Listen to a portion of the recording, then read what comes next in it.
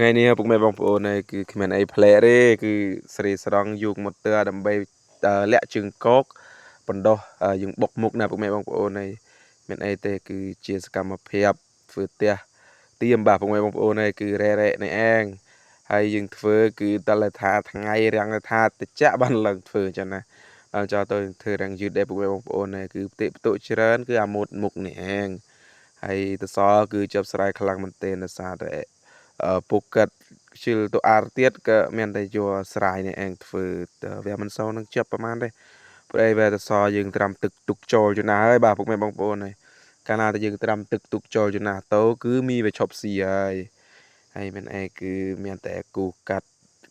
លាក់តំណាប់វាដើម្បីទៅថាដាក់ឲ្យត្រូវផ្ទូងត្រូវនឹងគ្នាប់ក្រមពុកម៉ែបងប្អូនហើយយើងមានជាងទេកូនជាងទេពុកម៉ែបងប្អូនហើយតែលក្ខណៈថា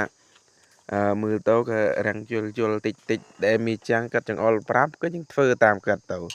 នេះគេហៅថាកូនជាងហើយគេខ្ញុំមកលាក់តំណាប់បាទពុកម៉ែបងប្អូនហើយគឺឆេរចុះឆេរឡើងហើយបន្ទាប់ទៅថាយើងបានលាក់តំណាប់លាក់អីរួចក៏យើងបំណោះរួចបាទពុកម៉ែបងប្អូនហើយដោយសារតែខ្ញុំវីដេអូថ្ងៃនេះគឺមិនបានថតអីមកចត់ទេហើយអុយប្រូវិចអ្នកថតក៏ចាប់ផ្ដើមនឹងថាខ្ញុំក៏ចាប់ផ្ដើមថតម្ដងដល់ពេលយើងពាក់រួចអីរួចគឺចាប់ផ្ដើមស្រីស្រង់ផ្ទូងគេហៅថាផ្ទូងពេតបាទពុកម៉ែបងប្អូនហើយដោយសារតែផ្ទះគឺពេតមួយកញ្ចុះមួយចឹងណាដល់ពេលត្រូវបណ្ដោះជើងកគឺយើងបណ្ដោះម្ដង4តែម្ដង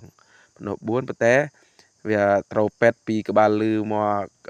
ក្រោមជើងកទៀតបាទពុកម៉ែបងប្អូនហើយដោយសារតែម៉ូតគឺតាមពុកកាត់ស្រឡាញ់ធ្វើតែឲ្យពុកកញ្ចោដល់ទៅពេលនេះគឺចាប់ផ្ដើមធ្វើផ្ទូងពេតពីក្បាលកន្លងមកជើងកកគេហៅថាជើងកកកដាលបាទពុកម៉ែបងប្អូនឯកូនជើងកកតែអាបុកមុខនោះវាបុកធម្មតាតែបុកមួយខាងយើងត្រូវលក្ខណៈថាយើងធ្វើកញ្ចុះមួយខាងណាពុកម៉ែបងប្អូនឯតែយើងត្រូវប្រើជើងកក4នេះឯងហើយចាប់ផ្ដើមវាយហើយវាយគឺវាយឲ្យត្រូវគេហៅថាក្បាលគ្នាបឯងពុកម៉ែបងប្អូនហើយក៏ស្រេស្រង់ឆ្លៀតបានទិញទឹកអំពៅផឹកមកពេង2ពេងទៀតបាទដោយសារតែថ្ងៃក្តៅខ្លាំងដែរក៏ឆ្លៀតស្រេទឹកអំពៅផ្អែមចាក់គឺឆ្ងាញ់ខ្លាំងមែនទែននិយាយទៅទឹកអំពៅធម្មជាតិខែក្តៅផឹកមានទឹកកកដាក់ទៀតគឺអេមតែម្ដងហើយបាទពុកម៉ែបងប្អូនដោយសារតែស្រុកភូមិយើងគឺមានបងប្អូនគាត់ដើរលក់អញ្ចឹងណាគ្រាន់តែថាយើងកំងគាត់ក៏ចាប់ផ្ដើមកិនឲ្យតែម្ដងឯងហើយផឹកទៅក៏ចាក់បេះដូងចាក់បេះថ្នោតដូចគេថាបងប្អូនហើយបន្តទៅថាល្ងាចឡើងចេញសមិទ្ធផលតិចហើយបាទពុកម៉ែបងប្អូនឃើញឡាជាង2នោះគឺមិនមែនឡាជាងទាំងពីរទេបាទពុកម៉ែបងប្អូនសារតែកញ្ចុះមួយឃើញតែកន្ទុយឈនក៏ដឹងហើយវីដេអូថ្ងៃនេះក៏សូមបញ្ចប់ត្រឹមនេះដែរបាទពុកម៉ែបងប្អូន